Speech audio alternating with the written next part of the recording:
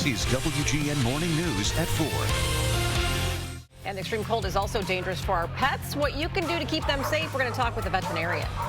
And of course, we don't want to forget our four-legged friends during this deep freeze. So add ways to protect and prepare your pets for the brutal cold.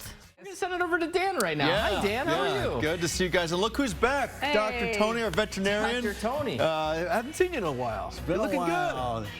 We're back into hibernation at this point in time. That's right. Well, you got to introduce your friend here. This is Anya. This is my dog. She was a rescue from Help Save Pets, the humane society that we have in our animal hospitals. And she's from south of the border, I think, and not very happy with what's going on out there. So with this extreme cold coming up here, we want to talk about safety for pets.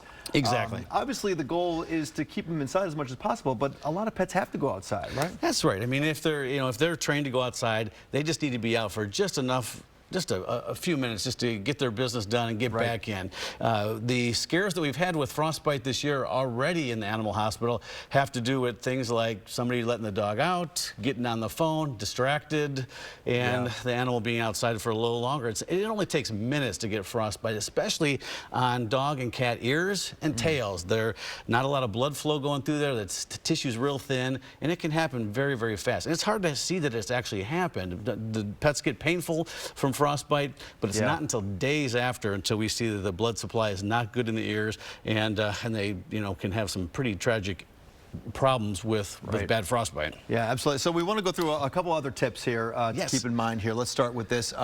Talking about keeping the paws and the nails trim, rather. Yeah, well, it's a good point. A lot of dogs have hair between their pads, and it grabs onto the snow and ice, and of course that holds that snow and ice right near the skin, so their feet will freeze up quicker. I've got a whole array of little boots here. People kind of laugh when we talk about dogs with coats and jackets and boots, but if there's ever a time to do that, this would be the weather for it. One thing that I recommend is these packs of boots come, of course, in 4. Unfortunately, if you're out in the snow and one falls off, in Chicago, you might not find that boot until June, right?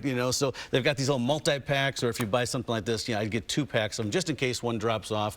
But if a dog can learn to wear those, that's great protection for their feet. And another idea I have is something called Musher's Secret. It's a little bit of a gel, a wax that you smear on their pads to help protect them, keep the snow and ice from drying out the pads, and that works great. Okay, fantastic. When they come back in, obviously you want to give them a little cleaning. That's right. Wipe the feet off. That's really all you need to do. One thing that I also mentioned is that if you're using salt out there, use a pet-friendly salt, because some of these are actually toxic if they lick their feet, and get that off their skin.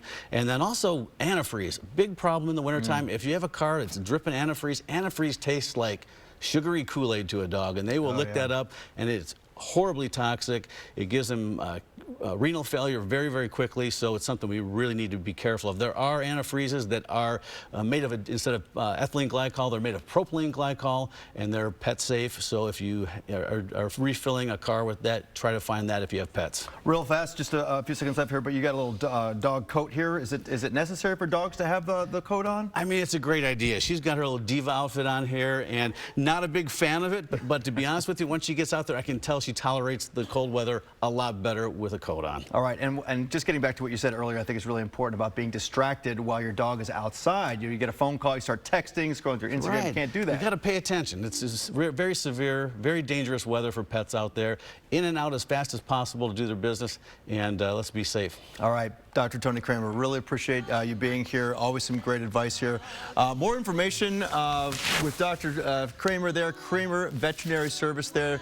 You can go to the website animalcareinfo.com. 11 hospitals throughout Chicago here and also in the state of Ohio. Great to see you. Same here. All right, thanks for coming in.